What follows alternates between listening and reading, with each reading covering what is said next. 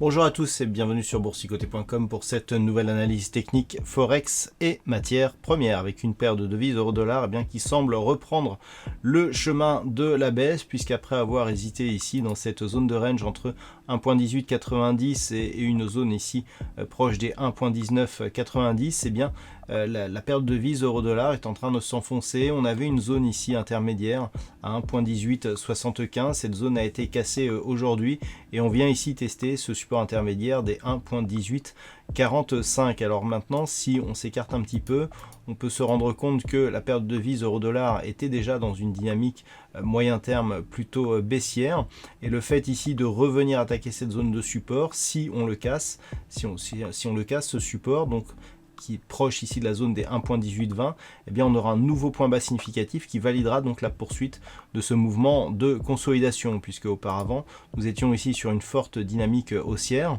Donc on serait sur une phase de consolidation, prochaine zone de support donc 1.1820, et en cas de rupture, le prochain niveau à observer sera la zone des 1.1760. Sur la paire de devises livre sterling contre dollar américain, nous avons une configuration assez similaire, ce qui nous indique que c'est du dollar américain que viennent justement ces mouvements.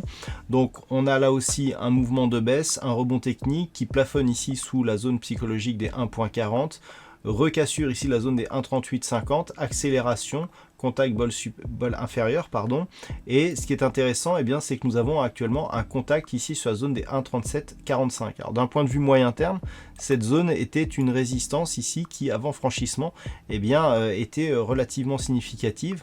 Donc on l'a franchie, elle n'a pas été testée depuis, malgré ici ce petit mouvement qui s'en est approché, mais il n'y a pas réellement eu de test de cette zone, et c'est ce que nous sommes en train de faire actuellement.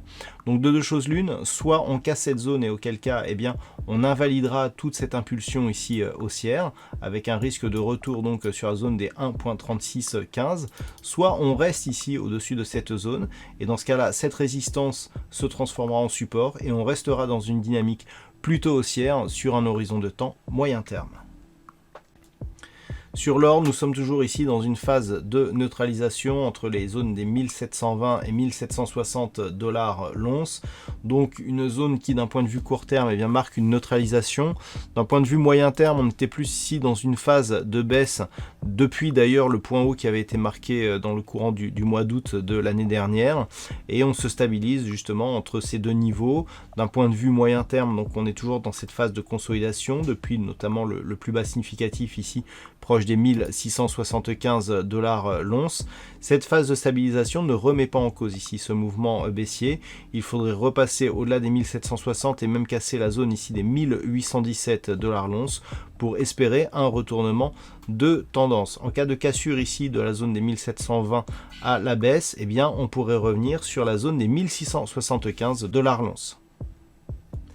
Et puis enfin sur le WTI, on avait signalé ici une cassure de la dynamique haussière. Cette dynamique ici, l'accélération, l'attaque ici sur la bande de Bollinger inférieure. Et hier je vous indiquais que le fait que l'on reste ici sous cette moyenne mobile 20 exponentielle, ne nous donnait qu'un signal de rebond technique. Il faudrait casser ici cette moyenne mobile pour espérer repartir de l'avant.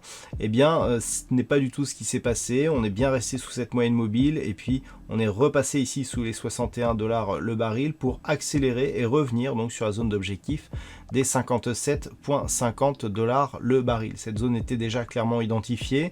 On l'atteste encore actuellement, puisque depuis que l'on est revenu dessus, les cours se stabilisent.